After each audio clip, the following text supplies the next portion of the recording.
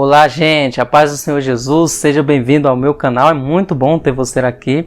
Glória seja dada a Deus pelo número de inscritos que vem crescendo, né? Nós atribuímos tudo isso à glória a Deus.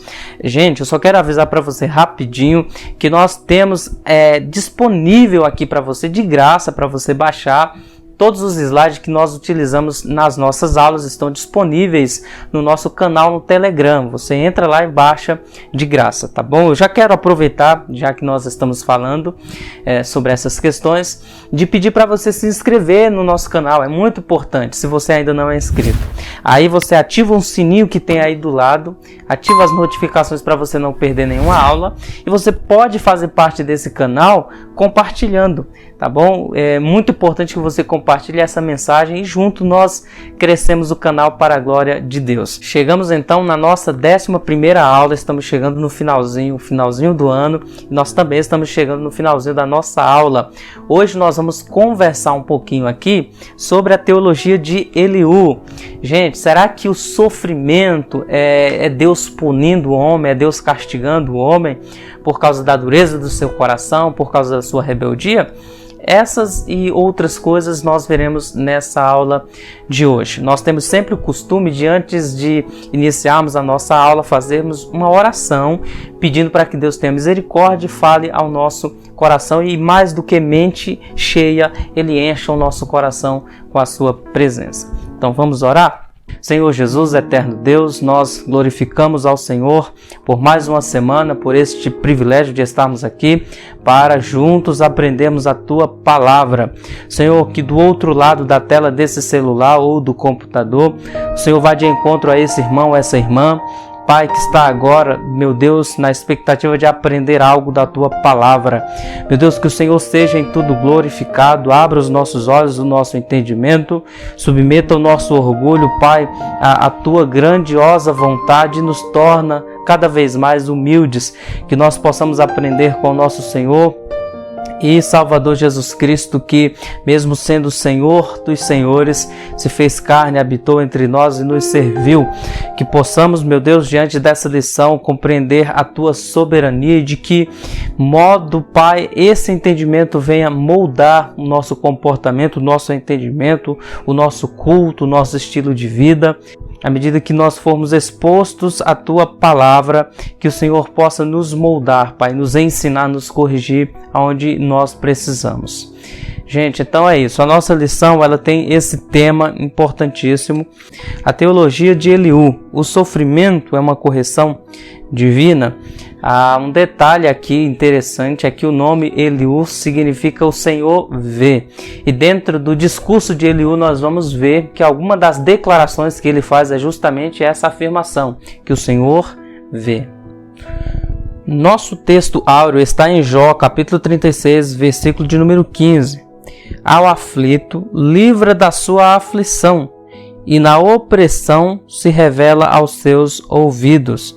Jó 36,15 é o nosso texto áureo. A verdade prática vai dizer que o sofrimento não deve ser visto apenas sob aspecto punitivo, mas principalmente educativo. Então veja que na nossa verdade prática nós já podemos extrair uma lição aqui que nós iremos perceber no decorrer da aula. O que nós aprendemos com o sofrimento. A leitura bíblica em classe está em Jó 32, versículo 1 ao 4, Jó 33, versículo 1 ao 4 e Jó 34, versículo 1 ao 6. E também Jó 36, versículo 1 ao 5. Jó 32, versículo 1 ao 4 diz: Então aqueles 3 homens cessaram de responder a Jó, porque era justo aos seus próprios olhos. E acendeu-se a ira de Eliú, filho de Baraquel, o Buzita, da família de Rão. Contra Jó se acendeu a sua ira, porque se justificava a si mesmo, mais do que a Deus. Também a sua ira se acendeu contra os 3 amigos, porque não achando o que responder, todavia condenavam a Jó. Eliú, porém, esperou para falar a Jó, porquanto tinha mais idade do que ele. Jó era mais velho do que Eliú. O segundo texto está em Jó 33, versículo 1 ao 4. Assim, na verdade, ó Jó, ouve as minhas razões e dá ouvidos a todas as minhas palavras. Eis que já abri a minha boca, já falou a minha língua debaixo do meu paladar. As minhas razões provam a sinceridade do meu coração, e os meus lábios proferem o puro saber.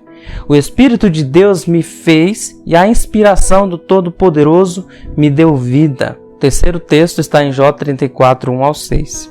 Respondeu mais Eliú e disse: Ouvi, vós sábios, as minhas razões, e vós instruídos, inclinai os ouvidos para mim.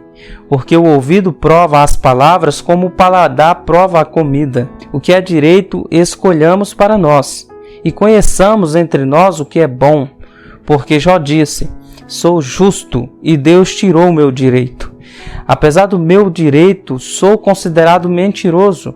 A minha ferida é incurável, embora eu esteja sem transgressão. E o nosso último texto está em Jó 36, 1-5. Prosseguiu Eliú ainda a falar e disse: Espera-me um pouco, e mostrar-te-ei que ainda há razões a favor de Deus. De longe trarei o meu conhecimento, e ao meu Criador atribuirei a justiça. Porque, na verdade, as minhas palavras não serão falsas. Contigo está um que é sincero na sua opinião. Eis que Deus é muito grande, contudo a ninguém despreza. Grande é em força de coração. A revista vai nos dar a introdução da seguinte maneira. Ela vai pontuar que a teologia de Eliú é exposta em 4 grandes discursos teológicos, como nós acabamos de ver, que vai do capítulo 32 ao 37. Esses discursos se contrapõem ao que Jó e seus amigos proferiram. Para Eliú, os amigos de Jó falharam na exposição de suas ideias ao patriarca.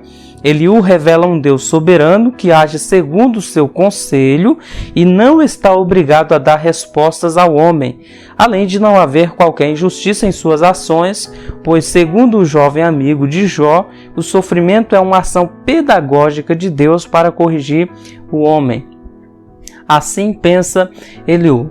O nosso primeiro tópico vai falar sobre o sofrimento como uma forma de revelar Deus. E aí ele é dividido em 3 subtópicos que estão nas seguintes ordens. Primeiro, Deus é soberano. Em segundo lugar, o orgulho do homem priva-o de ouvir a Deus. E em terceiro lugar, o ministério da redenção. Então vamos falar sobre a soberania. Para Eliú, Jó havia ignorado que Deus é infinitamente maior do que o homem e não precisa explicá-lo acerca das suas ações nem de seu silêncio. E agora sim nós vamos ver o conceito de soberania segundo o dicionário bíblico Wycliffe. Dê uma olhada comigo. Essa expressão, segundo o dicionário bíblico, representa o ensino bíblico que se refere ao absoluto, irresistível, infinito e incondicional exercício da vontade própria de Deus sobre qualquer área da sua criação.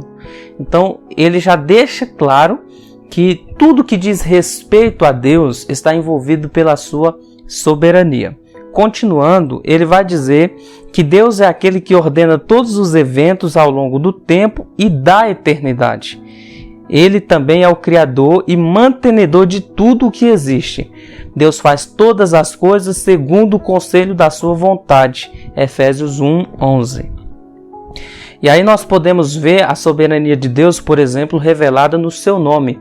Em Gênesis 14:18, Deus é chamado de Altíssimo.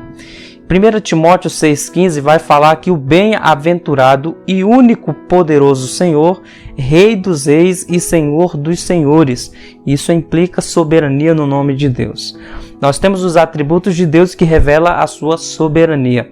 Onipotência, como está lá em Romanos 11:36, pois dele, por ele e para ele são todas as coisas.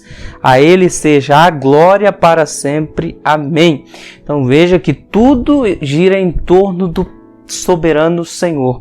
Isso é onipotência, porque dele e por ele as coisas vêm de Deus e precisam ser feitas para Deus, reconhecendo que o ar que respiramos, por exemplo, é provisão e providência de Deus. Isso é soberania, isso é onipotência.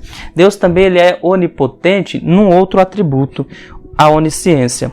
Provérbios 15, versículo 3 vai dizer que os olhos do Senhor estão em toda parte, observando atentamente os maus e os bons. Então nada passa desapercebido diante dos olhos do Senhor. Isso é soberania revelada na sua onisciência, no seu conhecimento das coisas. Mas não só isso, nós também temos a soberania de Deus revelada na sua presença, como está lá no Salmo 139, versos 7 ao 12, para onde eu escaparei do teu espírito, para onde fugirei da tua presença? Se eu subir aos céus, lá estás, se eu fizer a minha cama na sepultura, também lá estás. Se eu subir com as asas da alvorada e morar na extremidade do mar, mesmo ali a tua mão direita me guiará e me susterá.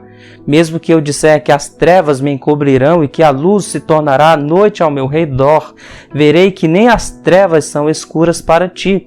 A noite brilha como o dia, pois para ti as trevas e a luz são a mesma coisa. Então isso fala da soberania de Deus no seu conhecimento e na sua presença. Deus, ele é imanente e também é transcendente. Isso é a soberania de Deus. Nós também podemos ver, por exemplo, a soberania de Deus na obra da criação, como está lá em Gênesis capítulo 1 e 2. Nós vemos a obra de Deus na salvação em Efésios 2:8, o julgamento de Deus sobre os ímpios, Romanos 2:16, e o seu domínio sobre os homens, Daniel 4:25 e 35, é ele que estabelece os reinos. Deus, ele é soberano inclusive sobre Satanás, como nós já vimos, inclusive nas nossas primeiras aulas em Jó 1, versículo 12. Deus, ele é soberano sobre a natureza, porque ele a criou, Salmo 89, verso 9. E Deus é soberano na sua providência. Por exemplo, Gênesis 20, Romanos 8, 28 atestam a soberania divina. Gente, é importante notar que não há nada que esteja excluído do campo da soberania de Deus, incluindo até mesmo os atos ímpios dos homens. E isso aqui é artigo da Casa Publicadora das Assembleias de Deus, onde nós fazemos parte. O Dicionário Bíblico Wycliffe vai dizer que, embora Deus não aprove esses atos de impiedade, ele os permite, governa e usa para os seus próprios objetivos e glória. A crucificação, por exemplo, é o crime mais hediondo de todos os tempos. Estava comprometida dentro dos limites do determinado conselho e presciência de Deus.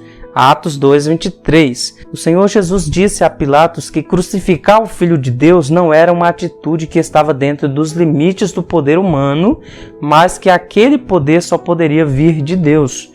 O que Jesus fala para Pilatos no momento do julgamento, quando Pilatos fala assim, olha, eu tenho poder para te livrar, Jesus deixa essa declaração muito clara, que ninguém tem autoridade se essa autoridade não vir do Pai. Então, mesmo a crucificação estava cumprindo um plano e um propósito pré-estabelecido por Deus. Isso faz parte da soberania desse Deus grandioso a quem nós servimos. A crucificação, apesar da sua natureza má, foi o mais importante aspecto do plano de Deus para estabelecer Cristo como Senhor e Salvador. Atos 2, versículo 36. Outro aspecto importante dessa doutrina é o exercício por parte de Deus da sua soberania sobre o destino eterno dos homens. O dom da vida eterna é aposto por parte daqueles quem Deus, antes da fundação do mundo, predestinou para filhos de adoção por Jesus Cristo para si mesmo, segundo o beneplácito de sua vontade. Isso está na Bíblia, Efésios 1:5. A escolha de Deus, no entanto, daqueles que irão receber o dom da vida eterna não foi feita por uma soberania cega e arbitrária, mas por uma soberania que opera em conformidade com a sabedoria, com a santidade e com a justiça divina. Por isso que em aulas passadas nós falamos da importância de que todos os atributos de Deus eles sejam entendidos com base ou alicerçado um ao outro. O amor de Deus é santo, a santidade de Deus é justa, a justiça de Deus é amorosa. Então não existe um atributo que exclui o outro. Como nós vamos ver, o problema de Eliú é justamente isso, não só de Eliú, mas dos outros amigos, como nós vimos em aulas passadas. Então o argumento disso tudo que nós falamos está no Dicionário Bíblico Wycliffe. Tudo bem, gente? Então o nosso segundo subtópico vai falar do orgulho do homem que priva-o de ouvir a Deus. Para Eliú, o Senhor fala ao homem de várias maneiras, incluindo sonhos e visões, como está lá em Jó 33, 14 e 15. E aqui é importante que a gente lembre de um texto do Novo Testamento, que está lá em Hebreus capítulo 1, que vai falar que, havendo Deus antigamente falado muitas vezes, de muitas maneiras aos pais, por exemplo, por meio dos profetas, a nós nos últimos dias falou-nos por intermédio do seu Filho. Ainda hoje é possível que Deus fale por sonhos? Sim, evidentemente. Mas o meio essencial que Deus mais fala é por meio do Filho revelado na sua palavra. De acordo então com Eliú, o problema não é o silêncio do Altíssimo, mas o orgulho humano que não lhe permite escutá-lo. Na verdade, Deus está falando, na percepção de Eliú, através de circunstâncias várias, mas Jó, por causa do seu orgulho, não consegue ouvir a voz de Deus que está falando ao coração de Jó, pelo menos na percepção de Eliú, inclusive através do sofrimento. O jovem Eliú acredita que mesmo o patriarca, considerando-se moralmente puro, procede do pecado de orgulho, Jó 33, 17. E de fato, o orgulho é um problema muito sério, porque a Bíblia diz que Deus resiste ao soberbo, mas dá maior graça ao humilde. Resistir é fugir. É como se Deus escapasse do orgulhoso, como se o orgulhoso, no seu orgulho, quisesse ter um encontro com Deus e Deus se afastasse do orgulhoso. Deus resiste ao soberbo, mas dá maior graça ao humilde. Certo teólogo já disse que todo orgulhoso é a cara de Satanás, por isso que Deus o resiste.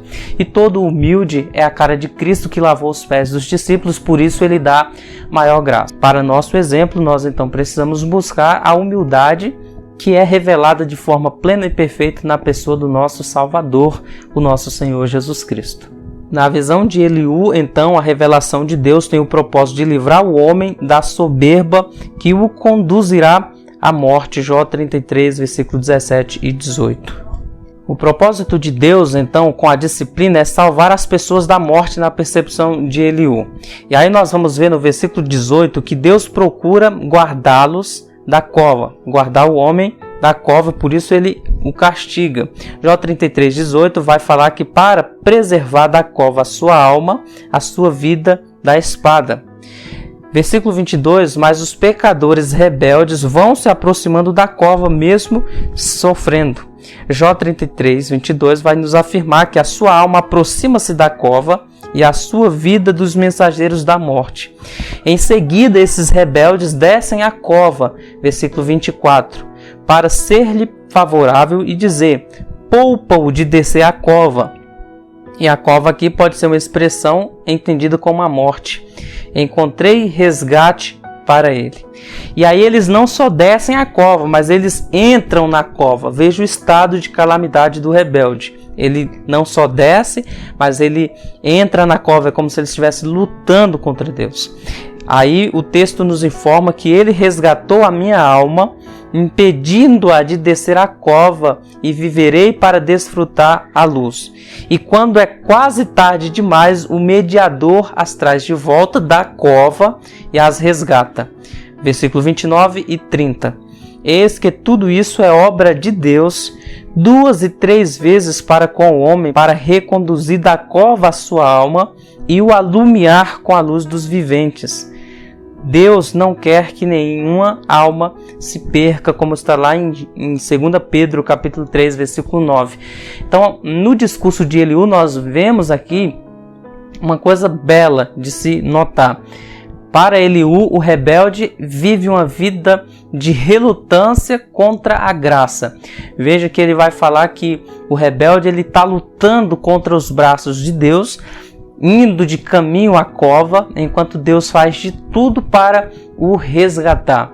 Nesse sentido, a obra da salvação sempre, em primeira instância, é a ação de Deus. É sempre Deus que toma a iniciativa na salvação.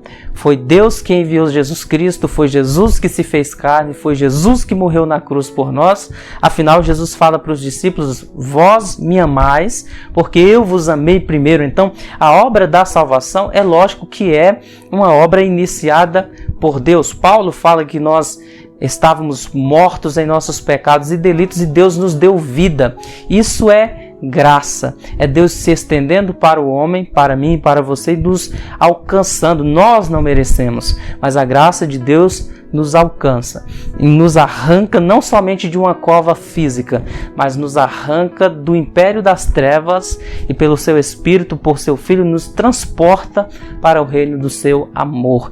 Esse é o soberano Deus que age com misericórdia e graça. E aí, gente, essa questão do sofrimento é uma questão tão séria, mas o sofrimento ele pode servir como questão, podemos dizer assim, de precaução.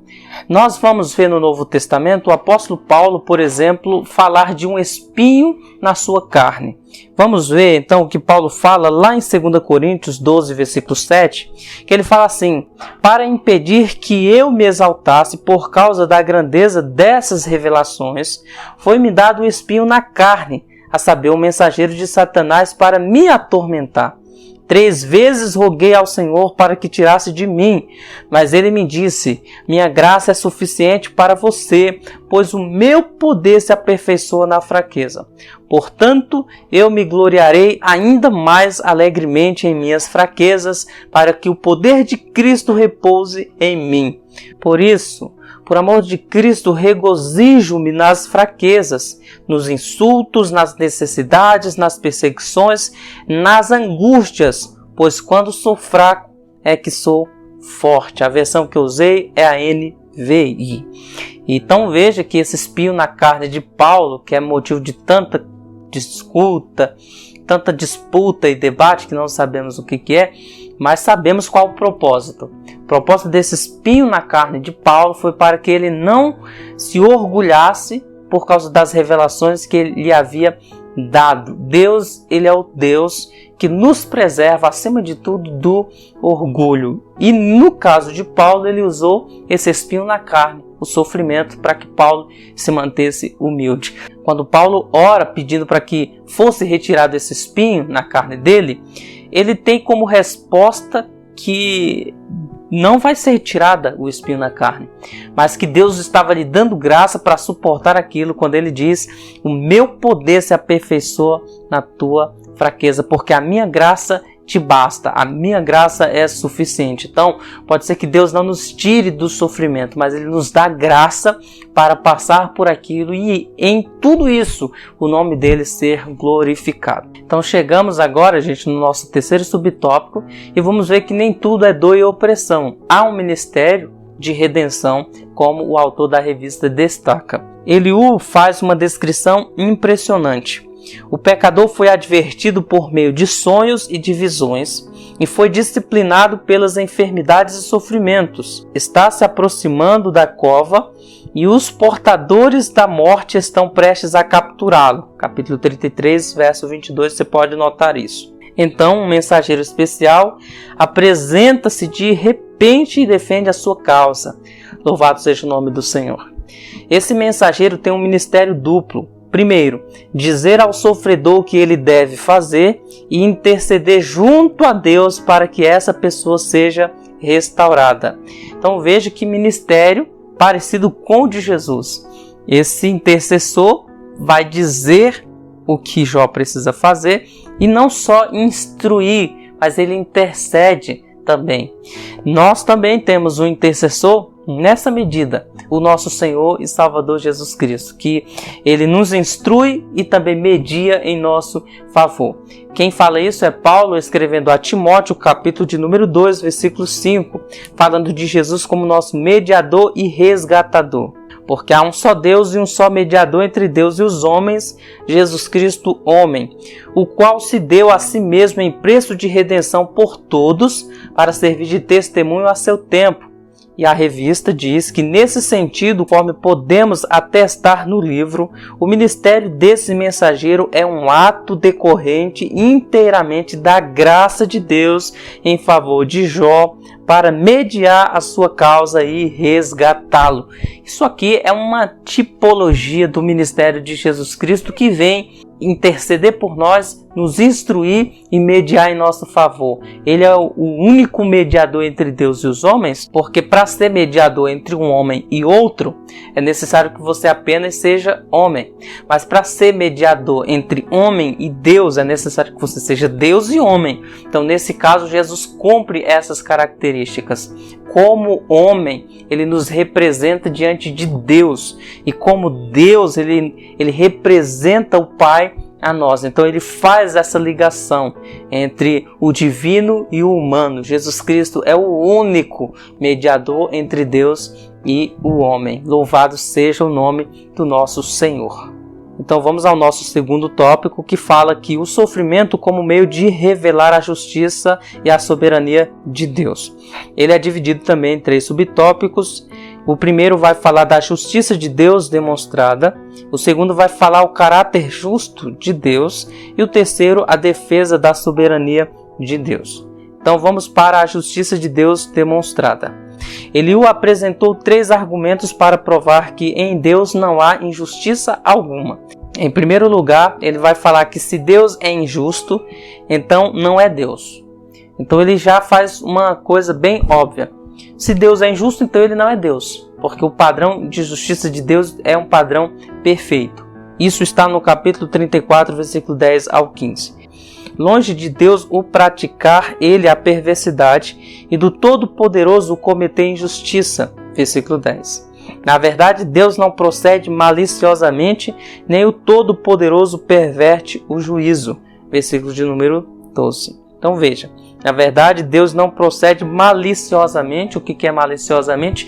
Com pretensões obscuras. Não existe isso no caráter de Deus. E nem o Todo-Poderoso perverte o juízo, ou seja, Deus não pode receber suborno. Ele é santo na aplicação da sua justiça. O segundo argumento de Eliú é que se Deus fosse injusto, não seria possível haver qualquer governo justo sobre a terra. Isso está do versículo 16 ao 20 do capítulo 34. A Bíblia nos revela que todo governo humano é estabelecido por Deus. Nós temos Gênesis 9 e Romanos 13. De modo que se o ser humano mortal pode fazer justiça na terra, então por que um Deus santo e soberano não poderia fazer justiça do céu? É um argumento lógico. Deus pode destronar reis e remover nobres e não mostra qualquer parcialidade. Ou seja, Deus não não destrona alguém ou coloca no trono por preferência caprichosa, mas em seus julgamentos santos, nos seus julgamentos justos. À medida que Deus contempla a humanidade e vai se revelando, ele chega a descrever que a balança dele é uma balança justa.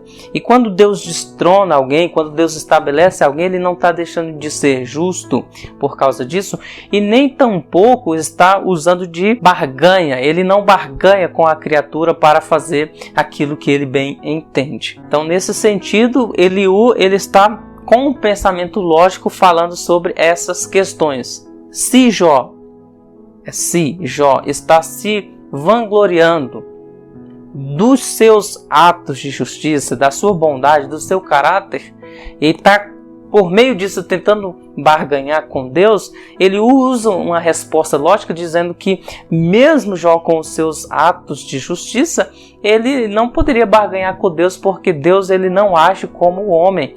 Deus ele não pode ser comprado por nossas obras. Isso não exclui o nosso dever de fazer boas obras. E Eliú está nesse raciocínio. Ele vai para o terceiro argumento, quando ele diz que se o Deus que governa o mundo não fosse justo, não haveria ordem nem harmonia e tudo se desintegraria. Para Eliú, para ser injusto, Deus não poderia ver o que se passava no mundo. Ou seja, Deus ele deveria estar distante do homem.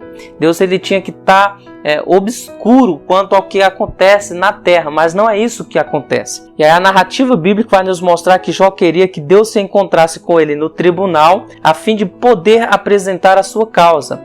Mas o que Jó poderia dizer que Deus já não soubesse, na perspectiva de Eliú? Pois Deus não precisa observar por muito tempo o homem antes de o fazer ir a juízo perante ele. Jó 34, 23.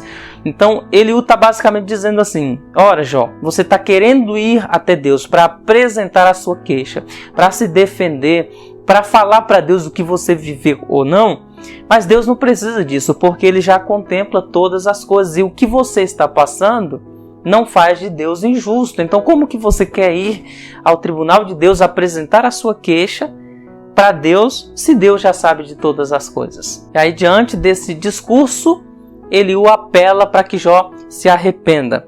Jó 34, 31 até o 33 diz assim: suponhamos que um homem diga a Deus: sou culpado, mas não vou mais pecar.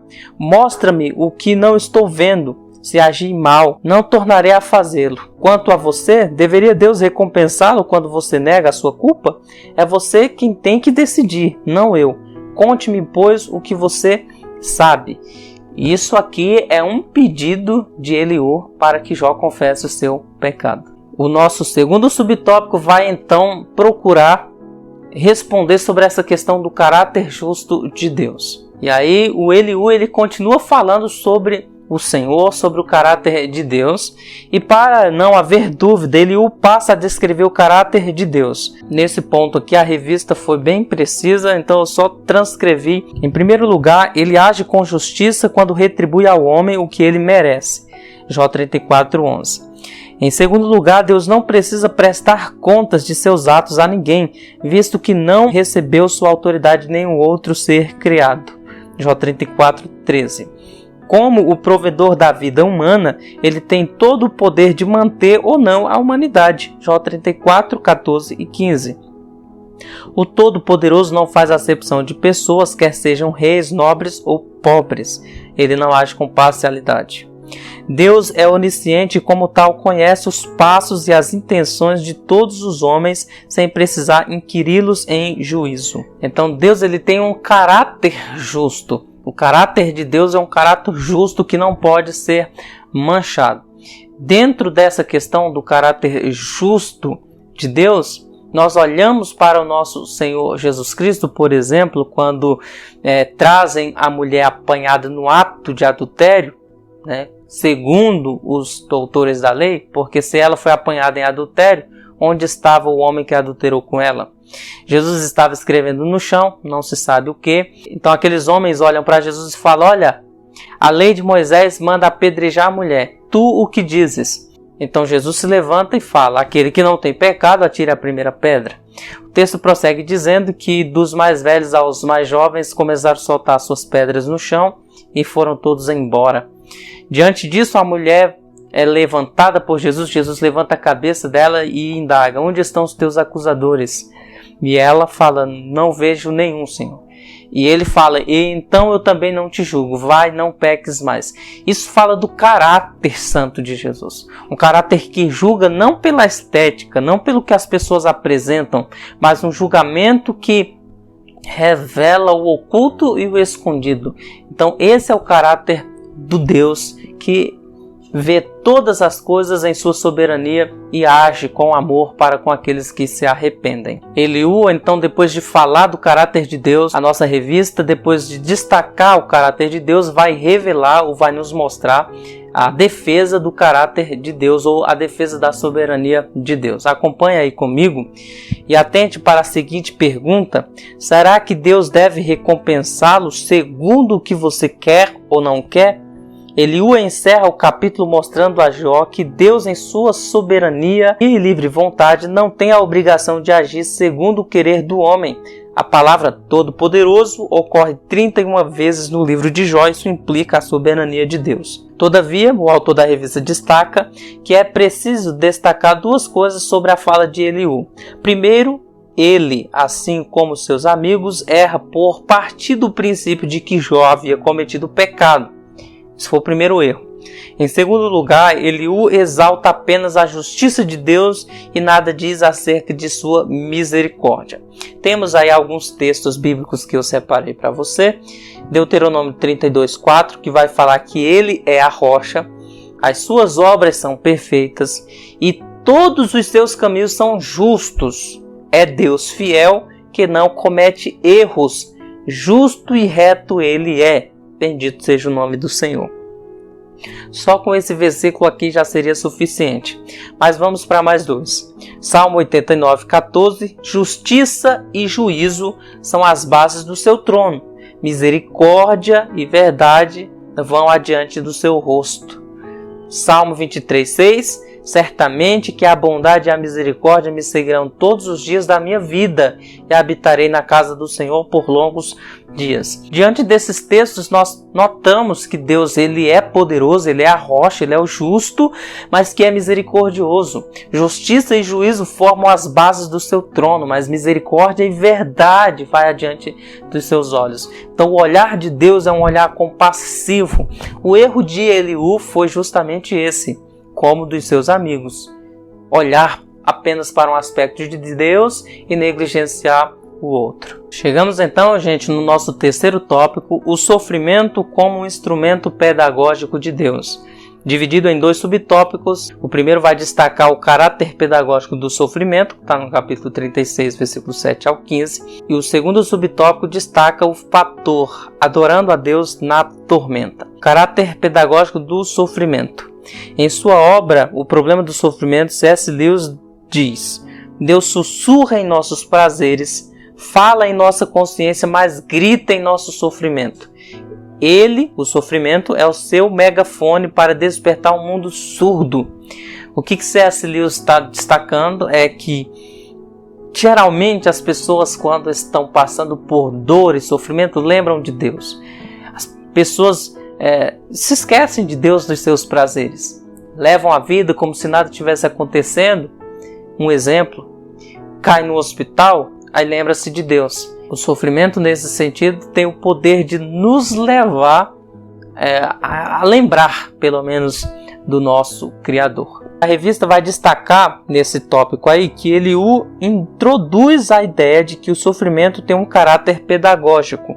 O caráter pedagógico do sofrimento está na capacidade de nos fazer refletir e voltar para Deus. Dessa forma, os justos aprendem com o sofrimento. E aí eu coloquei atenção, gente, porque é um grande equívoco dizer que todo sofrimento vem de Deus, pois nós mesmos podemos ser a causa de parte de nossa dor. Por exemplo, dirigir com imprudência pode provocar um acidente que fará muitas pessoas sofrerem. Em vez de indagarmos o porquê do sofrimento, devemos nos perguntar o que eu aprendo com o sofrimento. Te dei um exemplo esporádico. Se eu dirigir igual um louco e atropelar uma pessoa, eu estou sendo a causa do sofrimento na vida da minha família, que vai me ver preso ou lixado, e também estarei gerando dor na vida de outra família que perdeu alguém. Um exemplo, tá? Isso aqui é só um exemplo. Que Deus nos guarde. Então nós temos que tomar cuidado com isso, porque existem dois extremos. A gente ou joga tudo nas costas do diabo ou joga tudo nas costas de Deus. E há coisas que de fato são nossa responsabilidade.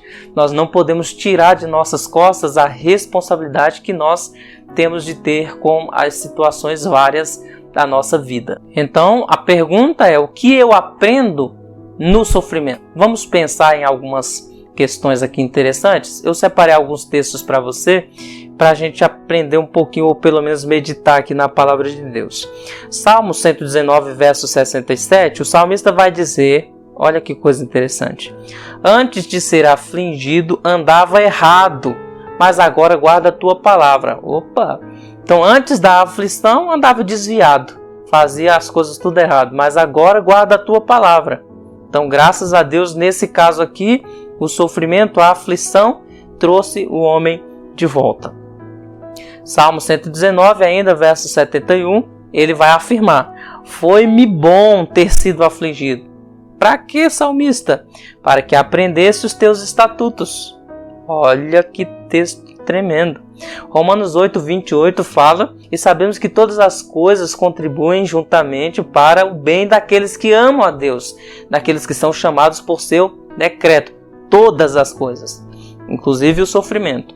Filipenses 4, 12 e 13 diz: sei estar abatido. Opa! Como assim sei estar abatido? Pois é. Sei também ter abundância.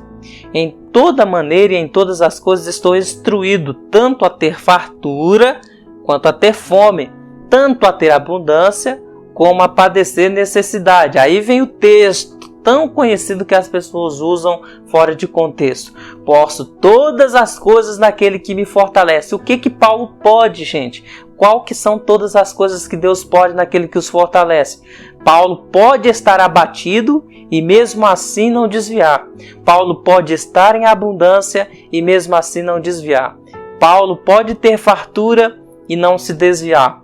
Paulo pode ter fome e não se desviar. Paulo pode estar em abundância e não se desviar. Paulo pode padecer necessidade e assim não desviar. Paulo pode todas as coisas naquele que o fortalece. É isso que o texto simplesmente quer nos informar.